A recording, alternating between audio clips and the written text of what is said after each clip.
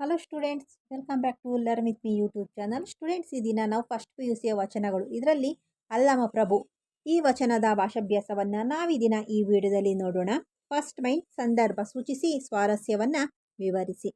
First question, ಬಂಡಿಯ ಒಡೆಯುವವರ ಇವರು ಮಾನಿಸರು. 12ನೇ ಶತಮಾನದ ಶ್ರೇಷ್ಠ ಅನುಭವಿ ವಚನಕಾರರೆನಿಸಿರುವ ಅಲ್ಲಮ ಪ್ರಭುವು ಬರೆದಿರುವಂತಹ ವಚನವೊಂದರಿಂದ ಈ ಮೇಲಿನ ವಾಕ್ಯವನ್ನು ಆಯ್ದುಕೊಳ್ಳಲಾಗಿದೆ. ಅಲ್ಲಮ ಪ್ರಭುವು ಈ ವಚನದಲ್ಲಿ ದೇಹವನ್ನು ಬಂಡಿಗೆ ಹೋಲಿಸಿದ್ದಾರೆ. ಅಂತೆಯೇ ಬಂಡಿಯನ್ನು ಒಡೆಯುವವರು, ಸವಾರಿ ಮಾಡುವವರೆಂದರೆ ಮನುಷ್ಯನ ಪಂಚೇಂದ್ರಿಯಗಳು ಎಂಬುದು ಅವರ ಅಭಿಪ್ರಾಯವಾಗಿದೆ. ಪಂಚೇಂದ್ರಿಯಗಳ ಮೂಲಕ ಸಿಗುವ ಐಹಿಕ ಸುಖಕ್ಕೆ ಮನುಷ್ಯ ಬಲಿಯಾಗಬಾರದು. ಬಲಿಯಾದರೆ ಅನಾಹುತಕ್ಕೆ ಎಡೆ ಮಾಡಿಕೊಟ್ಟಂತೆ. ಅವುಗಳನ್ನು ಹದ್ದುಬಸ್ತಿನಲ್ಲಿಟ್ಟುಕೊಂಡರೆ ನಾವು ಇಹವನ್ನು ಗೆಲ್ಲಬಹುದು ಅಂತ ಹೇಳಿ ವಿವರಿಸುವ ಸಂದರ್ಭದಲ್ಲಿ ಅಲ್ಲಮ ಪ್ರಭುಗಳು ಈ ಮೇಲಿನ ವಾಕ್ಯವನ್ನು ಹೇಳಿದ್ದಾರೆ. ಪ್ರಶ್ನೆ 2, ಮೇಳೆ ಭಕ್ತನೇ ಇಟ್ಟಾತ ಗುರುವೆ. ಉತ್ತರ, ಅಲ್ಲಮ ಪ್ರಭು ಬರೆದಿರುವಂತಹ ಹೊಟ್ಟೆಯ ಮೇಲೆ ಕಟ್ಟೋರಗದ ಎಂಬ ಸುಪ್ರಸಿದ್ಧ ವಚನದಿಂದ ಈ ಮೇಲಿನ ವಾಕ್ಯವನ್ನು ಸ್ವೀಕರಿಸಲಾಗಿದೆ. ಅಲ್ಲಮ ಪ್ರಭು ಈ ವಚನದಲ್ಲಿ ಆಡಂಬರದ ಹಾಗೆ ಯಾಂತ್ರಿಕ ಭಕ್ತಿಯನ್ನು ಪ್ರಶ್ನಿಸಿದ್ದಾರೆ. ಅಂಗದ ಮೇಲೆ ಲಿಂಗವನ್ನು ಧರಿಸಿದ್ದ ಮಾತ್ರಕ್ಕೆ ಅವನು ಭಕ್ತನೆನಿಸಿಕೊಳ್ಳೋದಿಲ್ಲ. ಮೆಳೆಯ ಮೇಲೆ ಬಂಡೆ ಕಲ್ಲು ಬಿದ್ದ ಮಾತ್ರಕ್ಕೆ ಆ ಮೆಳೆಯನ್ನ ಭಕ್ತನೆನಿಸುವುದಿಲ್ಲ. ಅಂತೆಯೇ ಕಲ್ಲನ್ನ ಮೆಳೆಗೆ ಹಾಕಿದವನು ಗುರುವಾಗಿ ಬಿಡೋದಿಲ್ಲ. ಅಂತರಂಗದಲ್ಲಿ ಭಕ್ತಿಯ ಹೊರತೆಯಿಲ್ಲದೆ ಲಿಂಗ ಕಟ್ಟಿಕೊಂಡು ತಿರುಗುವ ಡಾಂಬಿಕ ಭಕ್ತನಿಗೂ ಮೆಳೆಯ ಮೇಲಿನ ಕಲ್ಲಿಗೂ ಯಾವ ವ್ಯತ್ಯಾಸ ಇಲ್ಲ ಅಂತ ಹೇಳಿ ಅಲ್ಲಮ ಪ್ರಭುವು ತೋರಿಕೆಯ ಭಕ್ತಿಯನ್ನ ಖಂಡಿಸಿದ್ದಾರೆ.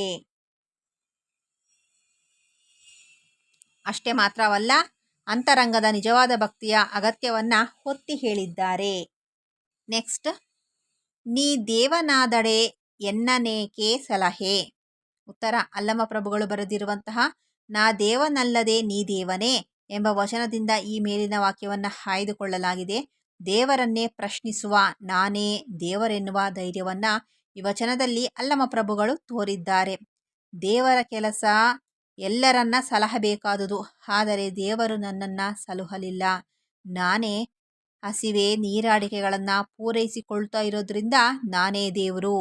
ನೀನು ದೇವರಾಗಿದ್ರೆ ನನ್ನನ್ನು ಸಲಹುತ್ತಾ ಇರಲಿಲ್ವಾ ಅಂತ ಹೇಳಿ ದೇವರನ್ನ ಅಲ್ಲಮ ಪ್ರಭುಗಳು ಪ್ರಶ್ನಿಸುವಂತಹ ಸಂದರ್ಭ ಇದು. ನೆಕ್ಸ್ಟ್, ಒಂದು ವಾಕ್ಯದಲ್ಲಿ ಉತ್ತರಿಸಿ. ಅಲ್ಲಮ ಪ್ರಭುವಿನ ಅಂಕಿತ ಯಾವುದು?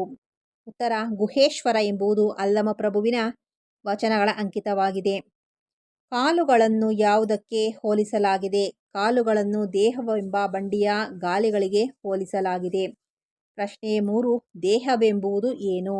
ದೇಹವೆಂಬುದು ತುಂಬಿದ ಬಂಡಿ ಎಂದಿದ್ದಾರೆ ಅಲ್ಲಮ ಪ್ರಭು. ಪ್ರಶ್ನೆ 4, ಕಟ್ಟೊರಗದ ಮೊಟ್ಟೆಯನ್ನು ಎಲ್ಲಿ ಕಟ್ಟಲಾಗಿದೆ? ಉತ್ತರ, ಕಟ್ಟೊರಗದ ಮೊಟ್ಟೆಯನ್ನು ಹಸಿದವರ ಹೊಟ್ಟೆಯ ಮೇಲೆ ಕಟ್ಟಲಾಗಿದೆ. ಪ್ರಶ್ನೆ 5, ಇಟ್ಟ ಕಲ್ಲು ಎಲ್ಲಿ ಸಿಕ್ಕರೆ ಲಿಂಗವೆಂದು ಕೇಳುತ್ತಾನೆ? ಇಟ್ಟ ಕಲ್ಲು ಮೆಳೆಯ ಮೇಲೆ ಸಿಲುಕಿದರೆ ಲಿಂಗವೇ ಅಂತ ಹೇಳಿ ಕೇಳಿದ್ದಾರೆ. ಪ್ರಶ್ನೆ 6, ಹಸಿದಾಗ ಏನನ್ನು ಇಡಬೇಕೆಂದು ಅಲ್ಲಮ ಹೇಳುತ್ತಾನೆ? ಉತ್ತರ, ಹಸಿದಾಗ ಒಂದು ತುತ್ತು ಒಗರ ಅಂದರೆ ಅನ್ನವನ್ನ, ಹಸಿದಾಗ ಒಂದು ತುತ್ತು ಒಗರವನ್ನ ಇಡಬೇಕು ಅಂತ ಹೇಳಿ ಅಲ್ಲಮ ಹೇಳಿದ್ದಾನೆ. ಬಂಡಿಯನ್ನು ಹೊಡೆಯುವವರು ಯಾರು? ಉತ್ತರ, ಬಂಡಿಯನ್ನು ಹೊಡೆಯುವವರು ಪಂಚೇಂದ್ರಿಯಗಳೆಂಬ 5 ಮಾನಸಿಗರು.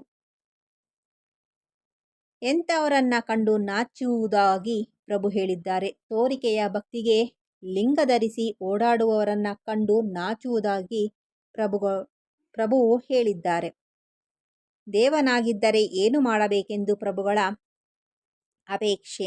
ದೇವನಾಗಿದ್ದರೆ ಅವನು ಎಲ್ಲರನ್ನ ಸಲಹಬೇಕು ಎಂಬುವುದು ಪ್ರಭುಗಳ ಅಪೇಕ್ಷೆ. ನೆಕ್ಸ್ಟ್ ಮೈನ್ 2-3 ವಾಕ್ಯಗಳಲ್ಲಿ ಉತ್ತರಿಸಿ. ಕಾಲು ಮತ್ತು ದೇಹವನ್ನ ಯಾವುದಕ್ಕೆ ಹೋಲಿಸಲಾಗಿದೆ? ಉತ್ತರ, ದೇಹವನ್ನು ತುಂಬಿದ ಬಂಡಿಗೆ ಹೋಲಿಸಲಾಗಿದೆ ಮತ್ತು ಕಾಲುಗಳನ್ನು ಬಂಡಿಯ ಗಾಲಿಗಳಿಗೆ ಹೋಲಿಸಲಾಗಿದೆ. ಪ್ರಶ್ನೆ 2, ಯಾರನ್ನು ಕಂಡರೆ ಅಲ್ಲಮ ನಾಚುವನೆಂದು ಹೇಳಿದ್ದಾರೆ? ಉತ್ತರ, ಆಡಂಬರ ಹಾಗೆ ಯಾಂತ್ರಿಕ ಭಕ್ತರನ್ನ ಅಲ್ಲಮ ಪ್ರಭುವು ವಿಡಂಬಿಸಿದ್ದಾರೆ. ಅಂಗದ ಮೇಲೆ ಲಿಂಗ ಧರಿಸಿ ಅಂತರಂಗಿಕ ಭಕ್ತಿ ಇಲ್ಲದೆ ಭಕ್ತರಂತೆ ಮೆರೆಯುವವರನ್ನ ಕಂಡರೆ ತಾವು ನಾಚುವುದಾಗಿ ಅಲ್ಲಮ ಪ್ರಭು ಹೇಳಿದ್ದಾರೆ. ಪ್ರಶ್ನೆ 3.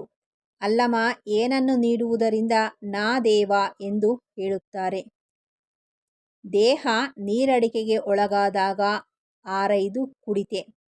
ಉದಕವೆನ್ನೆರಗುವುದರಿಂದ ಹಸಿದಾಗ ಒಂದು ತುತ್ತು ಅನ್ನವನ್ನ ನೀಡಿ ಆರೈಕೆ ಮಾಡುವುದರಿಂದಾಗಿ ನಾ ದೇವ ಎಂದು ದೇವರಿಗೆ ಹೇಳಿದ್ದಾರೆ.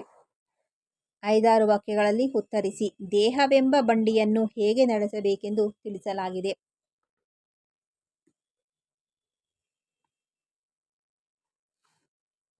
ಅಲ್ಲಮ ಪ್ರಭು ವಿಶಿಷ್ಟ ವಚನಕಾರರೆನಿಸಿದ್ದವರು. ಅವರು ತಮ್ಮ ಒಂದು ವಚನದಲ್ಲಿ ದೇಹವನ್ನ ತುಂಬಿದ ಬಂಡಿಗೂ ಕಾಲುಗಳನ್ನ ಬಂಡಿಯ ಗಾಲಿಗಳಿಗೂ ಹೋಲಿಸಿದ್ದಾರೆ. ತುಂಬಿದ ಬಂಡಿಗೆ ಗಾಲಿಗಳಿರಬೇಕು, ಅದಕ್ಕೆ ಸವಾರನೂ ಬೇಕಲ್ವೇ? ಮನುಷ್ಯನ ಪಂಚೇಂದ್ರಿಯಗಳೇ ದೇಹವೆಂಬ ಗಾಡಿಯ ಸವಾರರು. ಅವು ಒಂದಕ್ಕೊಂದು ಅಸಮಾನವಾದದ್ದು. ಮನುಷ್ಯನಾದವನು ಪಂಚೇಂದ್ರಿಯಗಳ ದಾಸನಾಗಿ ಐಹಿಕ ಸುಖದಲ್ಲಿ ಮುಳುಗಬಾರದು.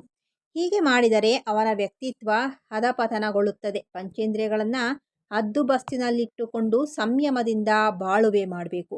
ಹೀಗೆ ಮಾಡಿದಾಗ ಮಾತ್ರವೇ ದೇಹವೆಂಬ ಬಂಡಿ ಮುಂದಕ್ಕೆ ಚಲಿಸಿ ಗುರಿ ತಲುಪುತ್ತೆ, ಇಲ್ಲವಾದರೆ ನಾಶವಾಗುತ್ತೆ ಅಂತ ಹೇಳಿ ಅಭಿಪ್ರಾಯವನ್ನ ಅಲ್ಲಮ ಪ್ರಭುಗಳು ನಿರೂಪಿಸಿದ್ದಾರೆ. ಪ್ರಶ್ನೆ 2. ಆಡಂಬರದ ಭಕ್ತಿಯನ್ನ ಅಲ್ಲಮ ಹೇಗೆ ಖಂಡಿಸುತ್ತಾರೆ? ಉತ್ತರ.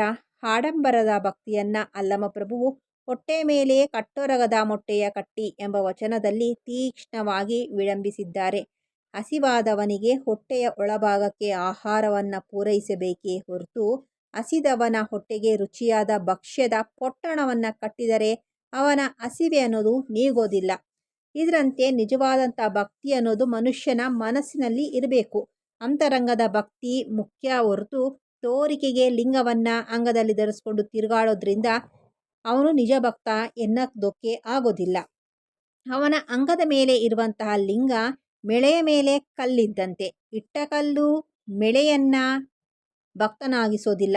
ಹೀಗೆ ಆಡಂಬರದ ಭಕ್ತನು ನಿಜ ಭಕ್ತನೆನಿಸ್ಕೊಳ್ಳೋದಿಲ್ಲ ಅಂತ ಹೇಳಿ ಅಲ್ಲಮ ಪ್ರಭುಗಳು ತೋರಿಕೆಯ ಆಡಂಬರದ ಭಕ್ತಿಯನ್ನ ಖಂಡಿಸಿದ್ದಾರೆ. ನೆಕ್ಸ್ಟ್, ಅಲ್ಲಮ ಪ್ರಭುವಿನ ವಚನಗಳ ಆಶಯವೇನು? ಉತ್ತರ. 12ನೇ ಶತಮಾನದ ಮುಖ್ಯ ವಚನಕಾರರಲ್ಲಿ ಅಲ್ಲಮ ಪ್ರಭುಗಳು ಕೂಡ ಒಬ್ಬರು. ವಚನಗಳಲ್ಲಿ ತಾನು ಪಡೆದಂತಹ ಲೋಕಾನುಭವವನ್ನು ಇತರರಿಗೆ ಹಂಚುವಂಥ ಆಶಯಗಳು ಇದ್ದಾವೆ. ಅವರು ತಮ್ಮ ಮೊದಲನೇ ವಚನದಲ್ಲಿ ದೇಹವನ್ನು ತುಂಬಿದ ಬಂಡಿಗೆ ಹೋಲಿಸಿದ್ದಾರೆ.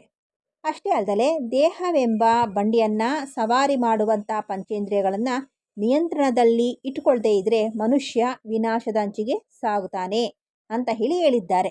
ತಮ್ಮ ಮತ್ತೊಂದು ವಚನದಲ್ಲಿ ಪ್ರಭುಗಳು ಆಡಂಬರದ ತೋರಿಕೆಯ ಭಕ್ತಿಯನ್ನು ಖಂಡಿಸುವವರಲ್ಲದೆ ಅಂತರಂಗದ ಭಕ್ತಿಯ ಅಗತ್ಯವನ್ನು ಕೂಡ ದೃಢವಾಗಿ ಪ್ರತಿಪಾದಿಸಿದ್ದಾರೆ.